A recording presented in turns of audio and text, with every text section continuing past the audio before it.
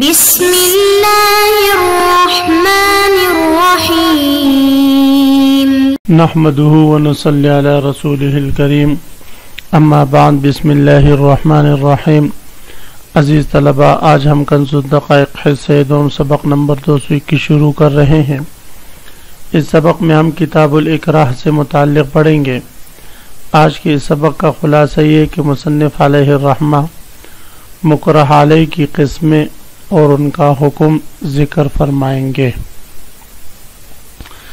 عزیز طلباء، کتاب میں جانے سے پہلے ہم مکرہ علیہ کی قسموں کو دیکھتے ہیں تاکہ کتاب میں ان اقسام کا سمجھنا اور ان کے احکام کو پہچاننے میں کوئی مشکل پھر نہ ہو۔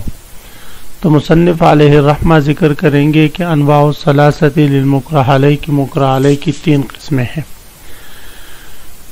مکرہ علیہ کی 3 قسمیں کون کون سی ہے؟ پہلی قسم الاکراہ علی اتلاف حق المکرہ، کہ مکرہ علیہ مکرہ کے حق سے تعلق رکھے، یعنی مکرہ کے حق کو طلب کرنے پر اکراہ ہو۔ دوسری قسم ہے الاکراہ علی حق شرعی، حق و شرع کے ضائع کرنے پر اکراہ ہو۔ اور تیسری قسم ہے الاکراہ علی اتلاف حق الغیر، حق الغیر کے طلب کرنے پر اکراہ ہو۔ اب ان میں سے ہر ایک کی 2 قسمیں ہیں، تو 3 کو 2 میں ضرب دینے سے یہ 6 قسمیں کل بن جائیں گی۔ پہلی قسم الاکراہ علی اتلاف حق المکرہ، مکرہ کے حق پر اکراہ ہو، تو وہ حق العقود التي يشترط فيها الرضا، ایسے عقود سے تعلق رکھے گا جن میں رضا شرط ہوگی یا نہیں۔ مثلا بے ہے تو انعقاد بے کے لیے رضامندی ضروری ہے۔ اب یا ایسے عقود سے تعلق رکھے گی جن میں رضا شرط نہیں ہے، لا یشترط فیہ الرضا، جیسے کہ طلاق ہے۔ ان دونوں کا حکم یہ ہے کہ اکراہ ملجی کے پائے جانے کے بعد یہ بے منعقد تو ہو جاتا ہے لیکن لازم نہیں ہوتا، جبکہ دوسرے قسم کے عقود جس میں رضامندی شرط نہیں ہے، ان کے انعقاد کے لیے یہ لازم ہو جاتے ہیں، جیسے کہ طلاق ہے۔ اور دوسری قسم الاکراہ علی حق شرع، اس کی بھی 2 قسمیں ہیں۔ ہوا من قبیل الافعال، یہ یا تو از قبیل افعال سے ہوگا، یعنی مکرہ کو مجبور کیا ہوگا کہ وہ شراب پی لے یا زنا وغیرہ کر لے وغیرہ ذالک، تو اس کے تحقق کے لیے اکراہ ملجی ضروری ہے، اور اکراہ ملجی کے بغیر اس فعل کا کرنا یہ جائز نہیں ہوتا۔ البتہ اکراہ ملجی کے وقت اس فعل کے کرنے کا اختیار ہوتا ہے، کا شرب الخمر، جس طرح کی شراب پینا ہے۔ او من قبیل العقائد، یا حق شرع کا تعلق عقائد کی قبیل سے ہوگا، کل کفر، جیسے کہ کفر ہے، یہ بھی اکراہ ملجی کی صورت میں اس کے جواز ہوتا ہے، لیکن اس میں بھی تفصیلی جو کتابوں میں آئے گی۔ تیسری قسم الاکراہ علی اتلاف حق الغیر، حق کے غیر کو طلب کرنے پر اکراہ ہو۔ اس کی بھی 2 قسم ہے۔ حق الغیر یا تو قبیل اموال سے ہوگا یا قبیل اتلاف النفس سے ہوگا۔ قبیل اموال سے ہو تو اس کی تحقق کے لیے بھی اکراہ ملجی ضروری ہے، اس کے بغیر یہ اکراہ ثابت نہیں ہوگا۔ اور من قبیل اتلاف النفس ہو تو اکراہ ملجی اور غیر ملجی دونوں صورتوں میں اس کی اجازت نہیں ہے۔ تو عزیز طلبہ، ان اقسام کو سمجھنے کے بعد اب ہم آتے ہیں کتاب کی طرف۔ سب سے پہلے ہم عبارت پڑھتے ہیں: فَلَوْ أُكْرِهَ عَلَى بَيْعٍ أَوْ شِرَاءٍ أَوْ إِقْرَارٍ أَوْ إِجَارَةٍ بِقَتْلٍ أَوْ ضَرْبٍ شَدِيدٍ أَوْ حَبْسٍ مَدِيدٍ خُيِّرَ بَيْنَ أَنْ يُمْضِيَ الْبَيْعَ أَوْ يُفْسِخَهُ۔ یہاں سے مصنف علیہ الرحمہ مکرہ علیہ کے ان قسموں کو ذکر فرما رہے ہیں جن کا تعلق حق المکرہ سے ہے، مکرہ کے حقوق سے ہے۔ اور پھر پہلی قسم ذکر فرما رہے ہیں کہ مکرہ کے وہ حق جن کا تعلق یا جن کے منعقد ہونے کے لیے اس کے رضامندی شرط ہوگی۔ تو فرماتے فَلَوْ أُكْرِهَ عَلَى بَيْعٍ أَوْ شِرَاءٍ، اگر کسی شخص کو مجبور کیا گیا کسی چیز کے بیچنے پر، او شراء، یا کسی چیز کے خریدنے پر، تو بے اور شراء یہ ایسے عقود ہے کہ جن کے انعقاد کے لیے مکرہ کی رضامندی ضروری ہے. مکرہ کے پاس گاڑی ہے، اس کے بیچنے پر اس کو مجبور کیا گیا، او شرائن یا کسی اور کی گاڑی ہے، اس کو خریدنے پر اس کو مجبور کیا گیا، او اقرارن یا کسی کے لیے مال کے اقرار کرنے پر مجبور کیا گیا کہ وہ اقرار کر لے کہ فلاں کا مجھ پر 1 لاکھ یا 1 کروڑ روپے ہے وغیرہ ذالک، او اجارتن یا عقد اجارہ کرنے پر مجبور کیا گیا کہ اپنا گھر فلاں شخص کو کرایہ پر دے گا یا گاڑی کرایہ پر دے گا، اجارے پر مجبور کیا گیا. تو فرماتے ہیں یہ ایسے عقود ہے کہ ان کے انعقاد کے لیے مکرہ کی رضامندی یہ شرط ہے. عزیز طلبہ، تو ان عقود کے انعقاد اگر مکرہ نہ چاہے اور اس کو مکرہ مجبور کرتا ہے تو اب یہ اکراہ کی صورت میں ثابت ہوگی. تو فرماتے بقتل او ضرب شدید او حبس مدید، یعنی اکراہی ملجی کی صورت میں یہ ثابت ہوگی. میں نے بتایا تھا کہ ضرب شدید اور قتل یہ جو ہے اکراہی ملجی کی صورت میں ہوتا ہے. تو اکراہی ملجی کی صورت میں ان عقود کے انعقاد پر اگر کسی کو مجبور کر دیا گیا تو یہ عقود وہ کر لے، اس کو اس کا اختیار ہے. لیکن بعد میں جب اکراہ ختم ہو جائے تو مکرہ کے لیے جائز ہے کہ وہ ان عقود کو فسخ کر لے، اس لیے کہ ان کا انعقاد کامل رضا پر ضروری ہے اور اس نے تو اکراہ کی صورت میں ان کو کی اجازت دی ہے. اب جب اکراہ ختم ہو چکا تو اس کے پاس اختیار ہے کہ ان کو فسخ کر دے. تو فرماتے فلو اکرہ علی بیع، لیکن عزیز طلبہ یہاں پر اکراہ کی جو تیسری شرط ہے کہ مکرہ اس کام کے کرنے سے ممتنع ہو، یعنی اس کام کے کرنے کا ارادہ نہ کرے. اگر وہ خود اپنے ارادے سے اس کو بیچنا یا خریدنا چاہے تو پھر بعد میں اس کو فسخ کا اختیار نہیں ہوگا. فلو اکرہ علی بیع، اگر کسی شخص کو بے پر مجبور کیا گیا، او شرائن یا خریدنے پر، او اقرارن یا کسی کے لیے مال کے اقرار کرنے پر، او اجارتن یا اجارے پر کوئی چیز دینے پر، بقتل قتل کی صورت میں، یعنی اس کو مجبور کیا گیا تھا قتل کی دھمکی دے کر، او ضرب شدید یا مار کر، او حبس مدید یا طویل مدت کے لیے قید کرنے کی، خیرہ تو اس کو اختیار دیا جائے گا اقرار کے ختم ہونے کے بعد، بین ان یمضی، چاہے تو ان عقود کو بے کو جاری رکھے، او یفسخ ہو، اور چاہے تو اس کو فسخ کر دے. وَيَثْبُتُ بِهِ الْمِلْكُ عِنْدَ الْقَبْضِ لِلْفَسَادِ. یہاں سے مصنف علیہ الرحمہ اب ایک اور مسئلہ بیان فرما رہے ہیں، وہ یہ ہے کہ یہ بے تو مکرہ کی رضامندی کے بغیر ہوئی ہے، یہ بے فاسد ہے، اور بے فاسد کا حکم یہ ہوتا ہے کہ جب مشتری اس مبیع پر قبضہ کر لے تو وہ چیز مشتری کی ملکیت میں آ جاتی ہے اور وہ اس کا مالک بن جاتا ہے. وَيَثْبُتُ بِهِ الْمِلْكُ، اور اس بے جو اکراہ کی صورت میں ہوئی ہے اس سے ملکیت ثابت ہو جاتی ہے عند القبض، قبض مبی کے وقت، للفساد بوجہ اس بے کے فاسد ہونے کے، یعنی بے فاسد و بے فاسد مفید للقبض ہوتا ہے عند القبض، مفید للملک ہوتا ہے عند القبض. وقبض الثمن طوعا اجازت کالتسلیم طائعا. اب یہاں سے مصنف علیہ الرحمہ ایک اور مسئلہ ذکر فرما رہے ہیں.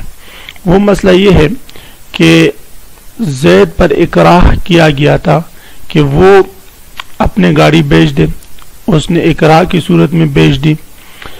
تو اب اگر بعد میں جب اکراہ ختم ہو گیا اور مشتری نے لا کر اس زید کو اس گاڑی کی قیمت پیسے 10 لاکھ دے دی اور اس نے بڑی خوشی سے وہ قبول کر لیے، تو فرماتے ہیں کہ ثمن کا قبضہ کرنا خوشی کی حالت میں یہ اس مبیع کی اجازت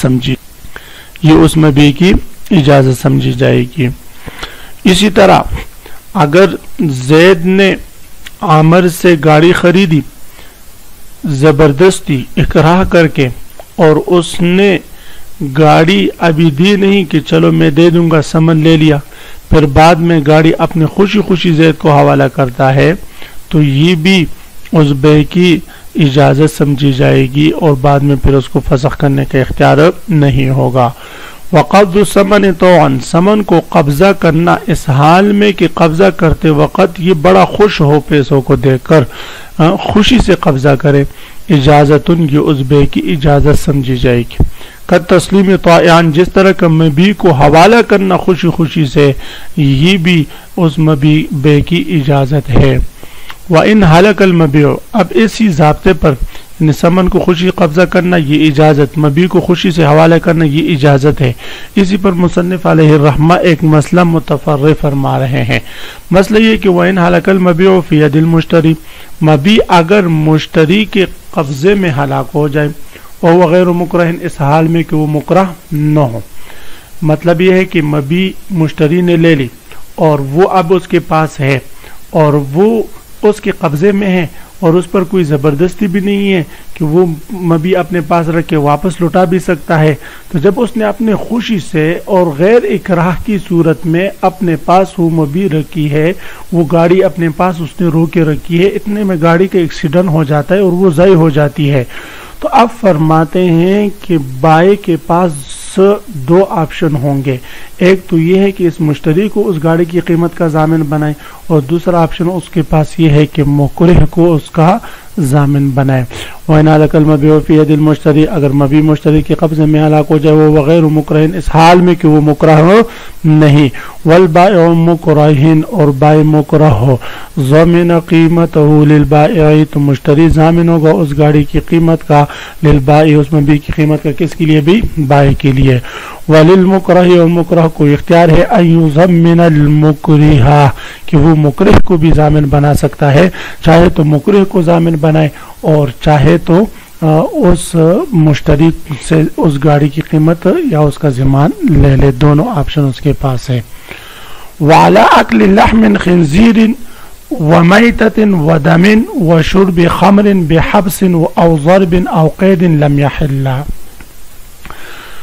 یہاں سے مصنف علیہ الرحمہ مکرہ علیہ کی دوسری قسم ذکر فرما رہے ہیں، یعنی مکرہ علیہ حق الشرع کے اتلاف تلف کرنے سے تعلق رکھتا ہو۔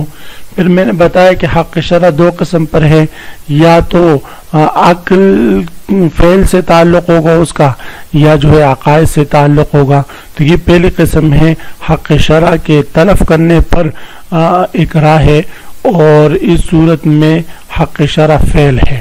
تو فرماتے ہیں کہ اگر کسی شخص کو مجبور کیا گیا خنزیر کے گوشت کھانے پر، ومیتتن، یا اسی طرح مردار کے کھانے پر، ودمن، یا خون پینے پر، وشربن، خمرن، یا شراب پینے پر، بحبسن، لیکن میں نے بتایا کہ یہاں پر اکراہ کے لیے اکراہ ملجی ضروری ہے، اکراہ تام، اکراہ ناقص کی صورت میں ان چیزوں کے ان افعال کے کرنے کے اختیار نہیں ہوگا۔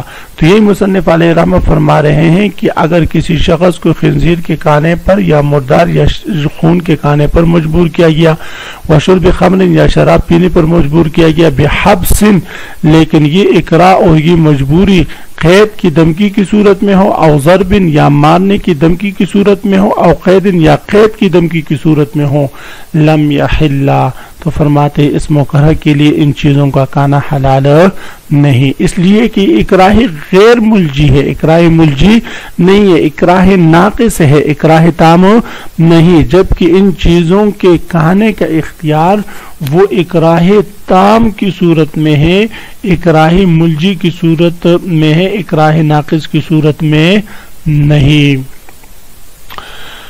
وحل بقتل وقطع، ہاں اگر اس کو مجبور کیا گیا قتل کی دھمکی دے کر، وقطع، یا ہاتھ کاٹنے کی دھمکی دے کر، تو اس صورت میں پھر ان چیزوں کا کھانا اس کے لیے حلال ہے، ان چیزوں کا کھانا اس کے لیے کیا ہے بھائی؟